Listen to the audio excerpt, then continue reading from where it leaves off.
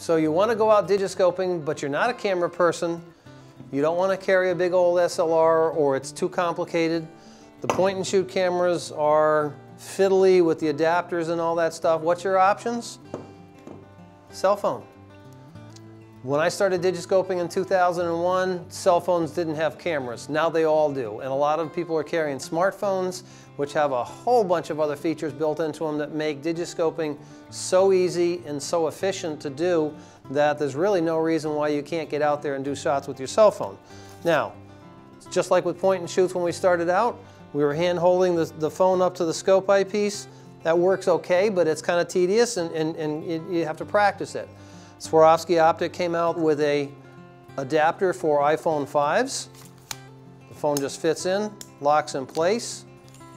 You have a ring, depending on what size eyepiece scope you have, the ring just goes right on. Or if you're not carrying your spotting scope with you, you can have your eyepiece for your binocular and be able to do shots that way. It's a lot of options are available here. Personally, I always go with my spotting scope, so I have my ring permanently on the adapter.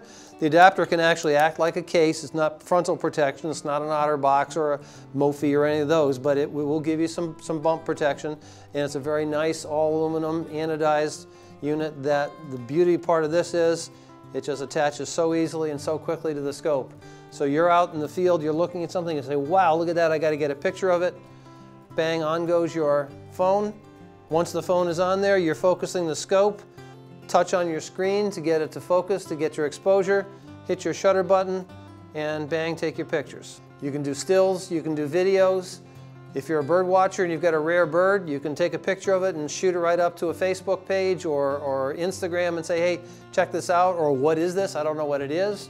You can do videos, you can do time-lapse photography, you can do slow motion photography, a bird taking a bath or an eagle flying across in front of you. You can do slow motion. Absolutely wonderful what these phones can do. Now, while you're looking at on the screen, you're seeing what the scope is looking at. You can touch up your focus if necessary. So if you just touch on whatever your subject is, a bird, touch on it with your finger, it'll autofocus on the bird, it'll expose on the bird. Then when it's held, then you just push the button and take your shot. One of the tricky parts about this is depending on how much zoom you have in the system, when you're touching on your shutter button, you can shake the system a little bit, maybe get some slightly soft pictures because of the vibration. Here's a great little known property of iPhones is that the headphones that you get with your iPhone, plug that in, and now the volume control becomes a shutter release. One drawback to it is you can only get a single shot. You can't get multiple sequences, but especially for doing videos, turning it on without shaking the system, it's wonderful. Another option is I found a fairly inexpensive Bluetooth camera release for an iPhone that all I have to do is, and it'll even do 10 frames a second sequences. How neat is that? And it just pops in your pocket and works off the Bluetooth. Is a cell phone for everybody? No. If you want to make big prints, the image quality off of this sensor is not going to be what you need to make large prints. For videos, it's excellent. For any kind of a viewing on LCD screens, web pages, things like that, they're absolutely wonderful.